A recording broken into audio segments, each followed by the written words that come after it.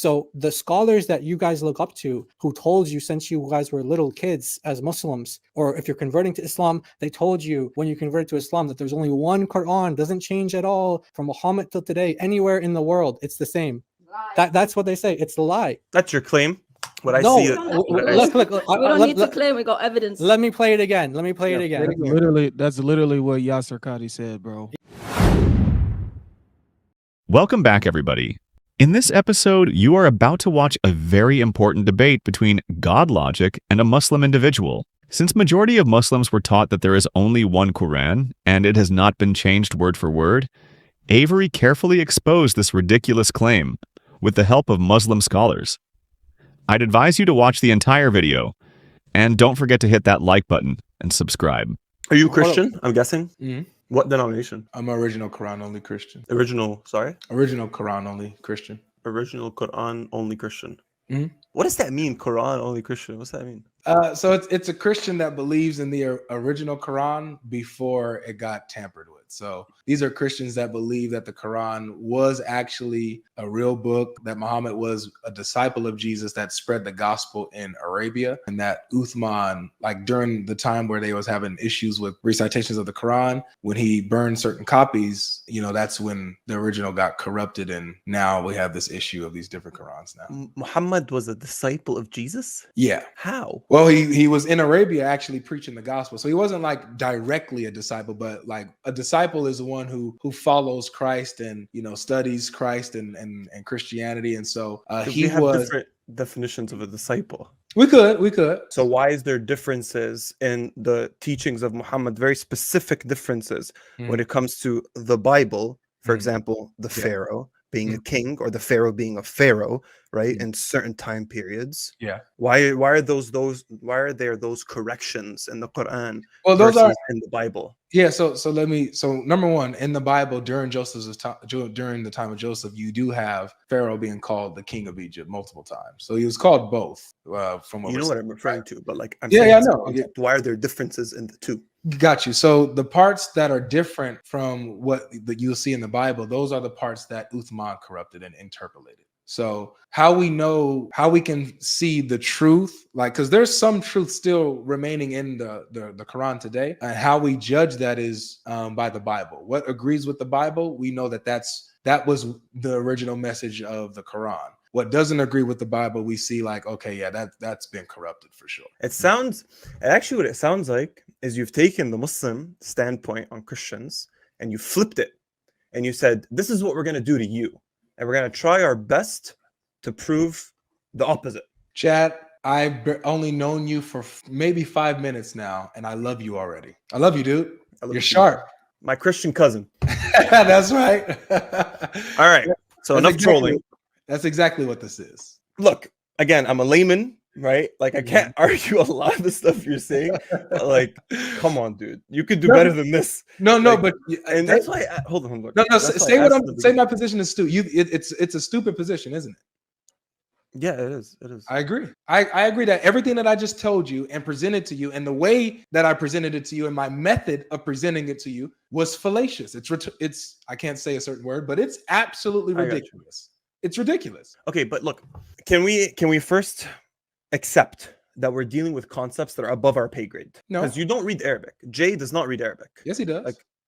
Okay, Jay, read verse 90 for me. I'm going to give you another example. We can read it together. So before you do that, I want to let my plane on this. Okay, because Chad understood what I was doing, and he sees that what I was doing was intellectually dishonest. The method is ridiculous. It's ahistorical, right? It just makes no sense. And so this is exactly what I did. I just flipped roles, Chad. And what you go through, that little process that you went through, that little confusion and that, what are you talking about? That's exactly what Christians go through every single day when they converse with Muslims. When they say, oh yeah, we believe in the original Bible, but the one you have has been corrupted.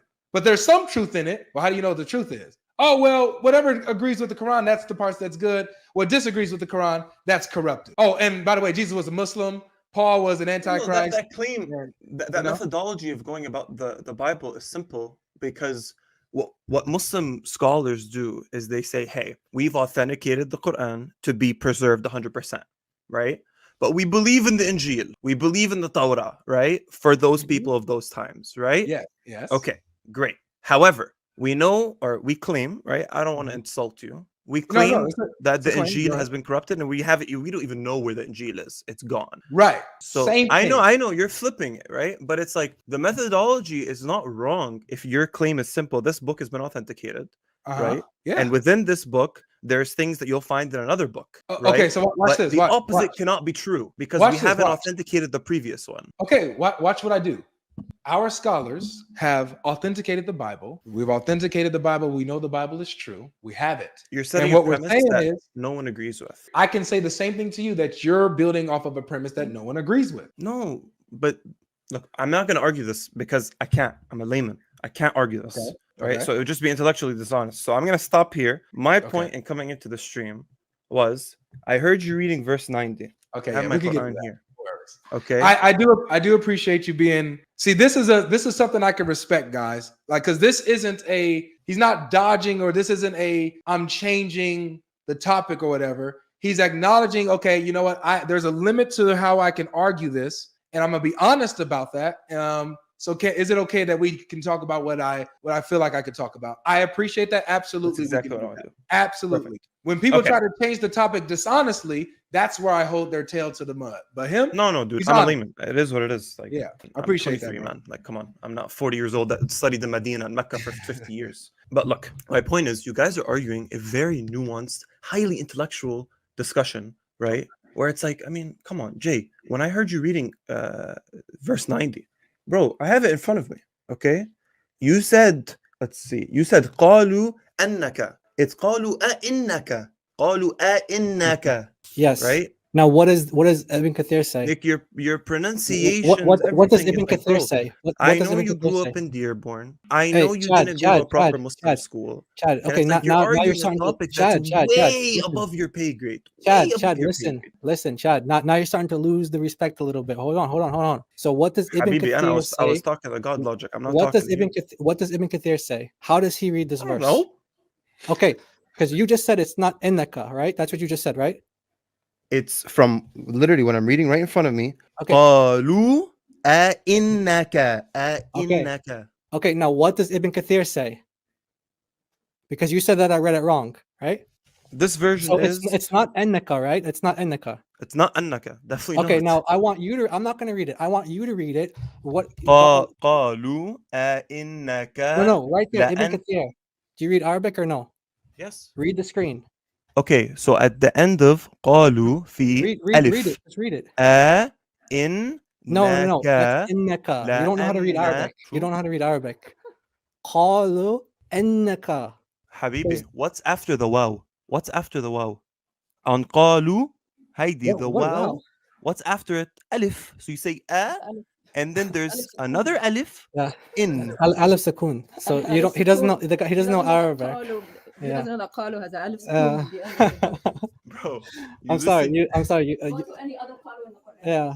Exactly. So read it. Read exactly how Ibn Kathir says it. Read how Ibn Kathir says it. You want me to listen to it? Yeah, no. Read it how Ibn Kathir. Yeah, you can listen to it too. Yeah, that's a good idea. Why don't you play it? So Godlogic, I'm saying that says innaka, and he's saying he's saying that it doesn't say that. So can you just play that for us, just so we're clear? It does say innaka. Just listen to the second you're forgetting word. the first alif. It says. Dude, let's see. Okay, go ahead. I wish I could put my mouse over it. So I'm gonna play it. So before you play it, I just wanna give my pronunciation, then he gives his pronunciation. Okay. Okay. قالوا إنك. Now you say it your way. قالوا أئنك. Okay. Go ahead, Godlogic. Which one is it? All right. قالوا إنك لأنت يوسف. Did y'all hear it? Did he say it the way I said it or the way he said it? Now go to the reciter. Perfect. This now is go to the reciter. Pick Abd al-Rahman al-Sudais. That's the only option there. Okay, go to Quran.com and pick Abd al-Rahman al-Sudais. This is a different qira'ah. See, before you try to correct Arabic, I recommend you learn the topic. حبيبي يا حبيبي انت ما بتحكي عربي فما تقول لي بدك تعلمني انه عن شو you don't know how to read Arabic. حبيبي انت ما بتقرا عربي. You don't know. Hey, you don't know that قالوا has a alif at the end. Alif يا sukun. حياتي. You don't know that. Right. You don't know الفعل الماضي has a alif sukun at the end of it. Go to any Speak to me قالوا in in the Arabic. Quran. It has Speak a to me in alif at the end Arabic. of it. Huh? قالوا, any قالوا in the Quran has a alif He sukun at the doesn't know end of alif it. sukun. He doesn't know. Go to Abd al-Rahman Dude, al-Sudais. we don't need Go to to go. Abd al-Rahman You don't. You speak. Okay, look. You maybe you know a little Amiya. Okay, that's fine. Yeah, but You he don't doesn't know know the Quran. Arabic. He You don't know the Quran. Habibi, I'm a layman. I'm 23 years old. Okay, that's I'm not fine. claiming to be a scholar. Yeah, I'm asking you, go to if Abd you're a al-Rahman layman, then just al-Sudais. stay a layman. And by the way, for the This is chat, that's recitation. daughter of Listen to Christ. it. Yeah, So please, I came upon Arabs that don't know that الفعل الماضي has alif when it's in plural. قالوا, look at the Hey, top of the Godlogic. of the alif. Hey, It do has a little circle. That's is alif sukun. Yeah. You don't say unless it's a hamza. And you Apologetic, put Godlogic.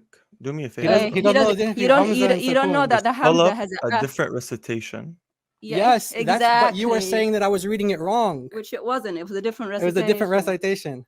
You thought it Okay. was wrong, which is So the we've point. got- A different Quran, and you thought it was wrong because you didn't We've gotten to a recognize point. it as your own Quran. That's the We've difference. gotten to a point. That we We've- realize you don't know how to read No. Arabic. Yeah, and you don't know that there's a different qira'ah which has a different To a meaning. point. Yes. So we reached the point that you don't know how to read Arabic, which is fine, but don't pretend. Yeah, So- be humble, man. Yeah. Be humble.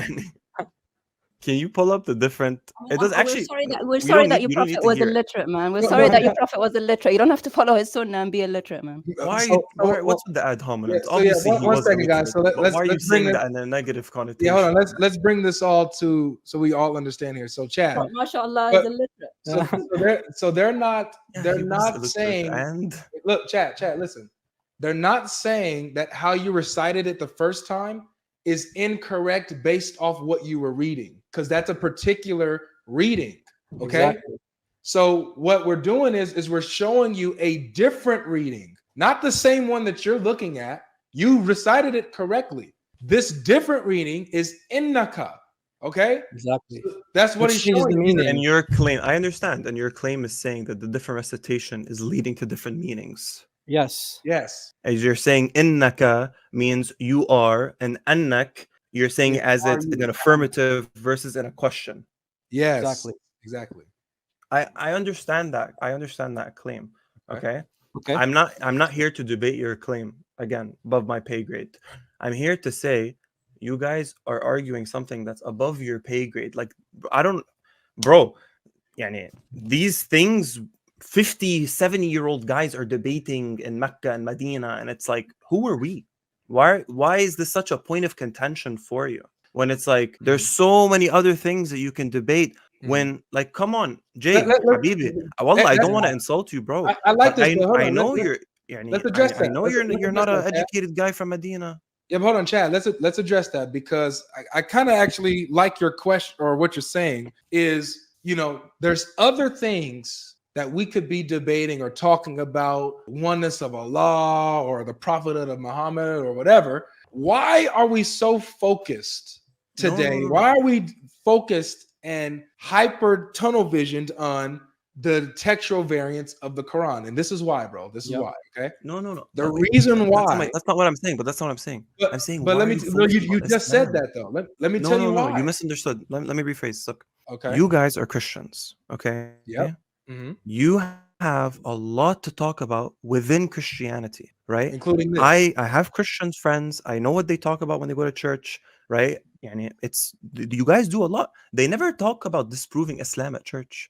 You're basically doing online depends church. Depends on what church you go to, man. There are some churches Okay, that fair enough, that- right? But it's like, from my experience, my Christian friends aren't telling me, yeah, we're sitting in church listening to how to disprove Islam. They're talking Okay. about Christian stuff. So So it's like, are we why ever are gonna? you? Yeah. So I'll tell you why. Let me see. Remember again, you're asking why. So the reason why is because, number one, Islam is a polemic against Christianity. It is. When I go, and I do this myself, I go out and I do evangelism or Christian dawah in different places. Okay, different popular places that's populated. And in these places, there will be Muslim stands or tents, right? Giving dawah and Islamic material with their tents and a sign saying Jesus is a Muslim, or we love the prophets. Moses was a Muslim, Abraham was a Muslim, Jesus was a Muslim. You become Muslim, you don't lose Jesus. This is their message to Christians. So the reason why I, for example, am addressing this is because Islam is a polemic to Christians who are unaware and uneducated on Islamic matters. So we are here, people like me, Jai, Daughter of Christ, Life, and others, we're here to equip not just Christians, but also Muslims with the truth.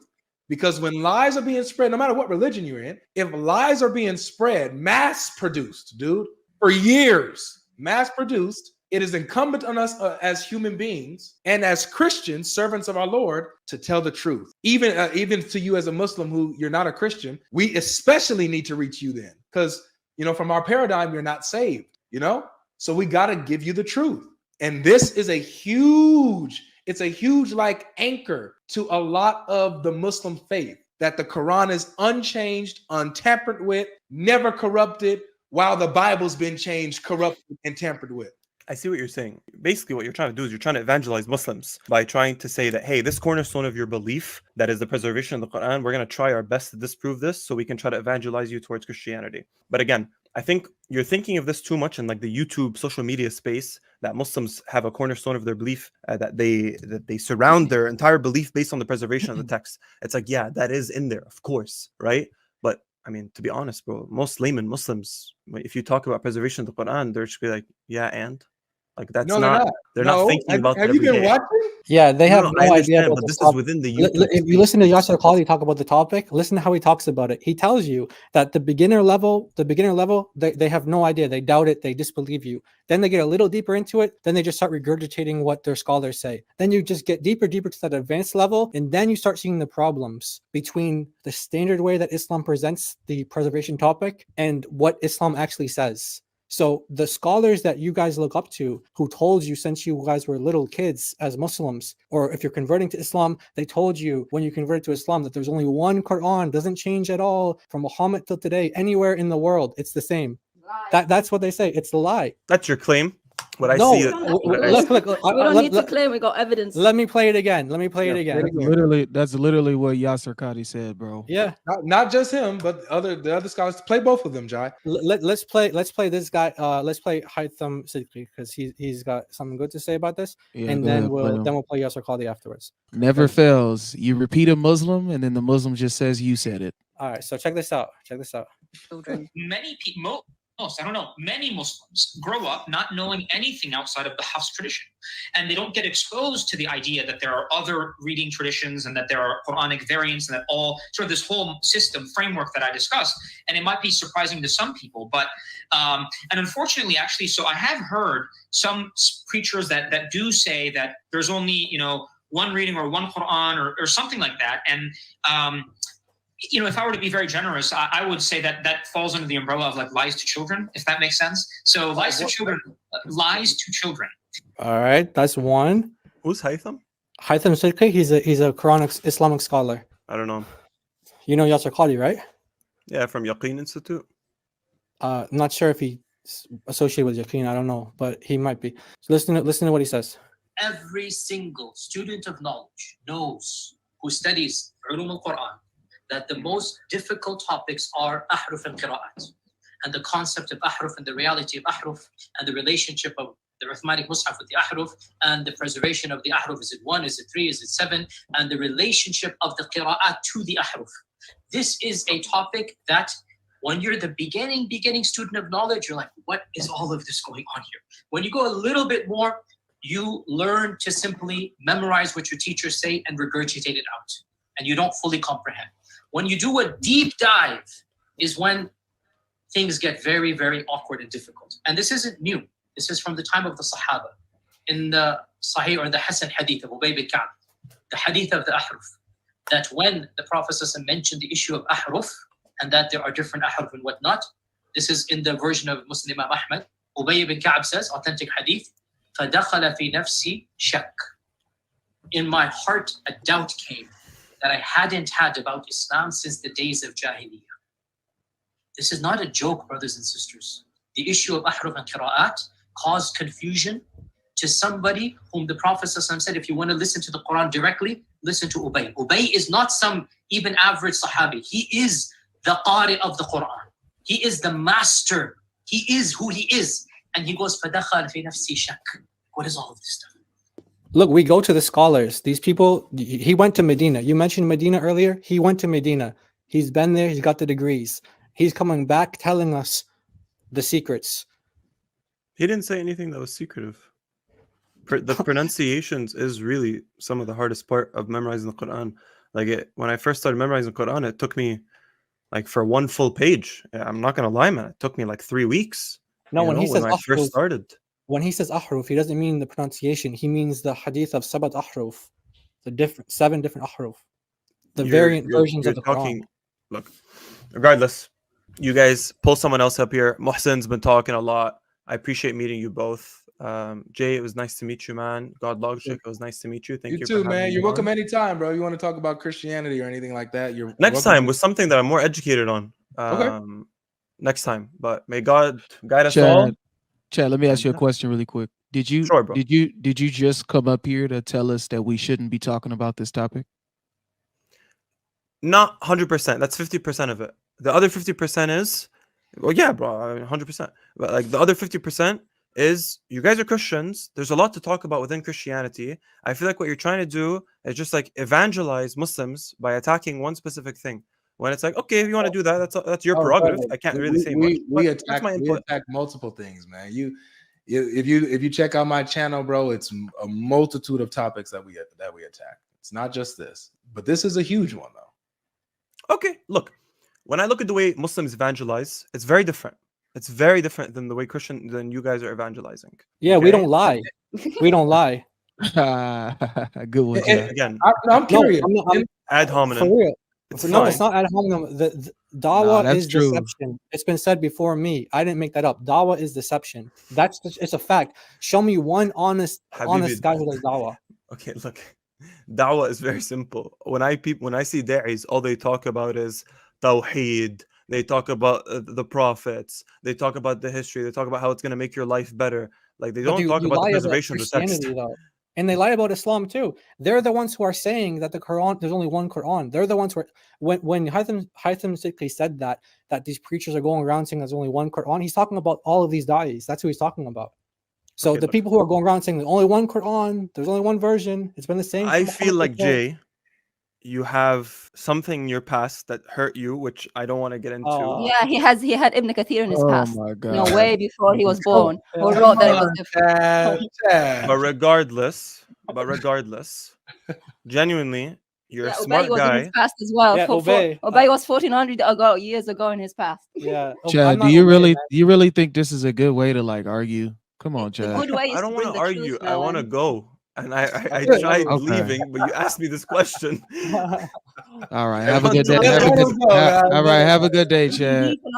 We appreciate you for coming, Chad. Like I said, Chad, I'm live Mondays, Wednesdays, and Fridays. So if you ever are free and feel like chopping it up, just come on through. All right.